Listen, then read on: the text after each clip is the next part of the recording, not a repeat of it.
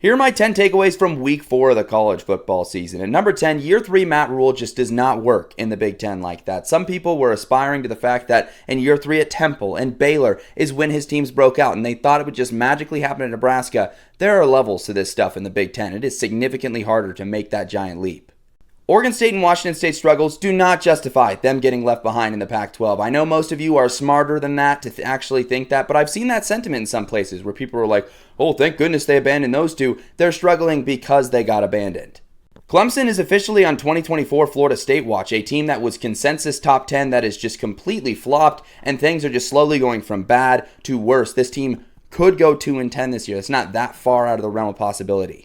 11-1 Missouri, a thing I talked about in the offseason, is absolutely on the table. The way these portal additions have gelled, the way their schedule dynamics play out, they have a really golden opportunity ahead of them. They continue to pass early tests.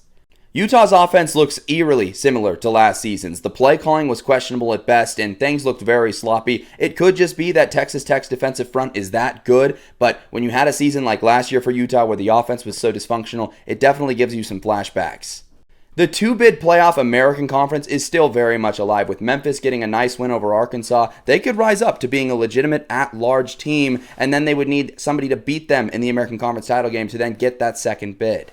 Returning production is becoming an outdated metric. There were a ton of teams this year that were sold to you as contenders because of what they returned, all that production that comes back, but many of them, like Clemson, Illinois, Boise State, Arizona State, have either been really disappointing or very disappointing, showing that just returning a bunch of guys maybe isn't enough in the transfer portal era.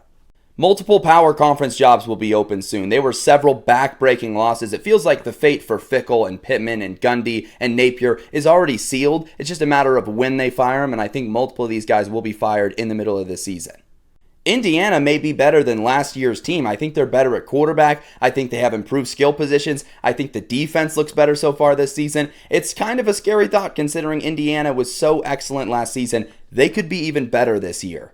And finally, Texas Tech is the Big 12 title favorite this season. There's no other team that stood apart as much as they have. They passed and aced their first test of the season, looking awesome. Despite their starting quarterback going down with an injury, Will Hammond just came in and absolutely cooked. So the Red Raiders are legit this year. The hype and buzz around this program, this team, it seems like it was finally justified.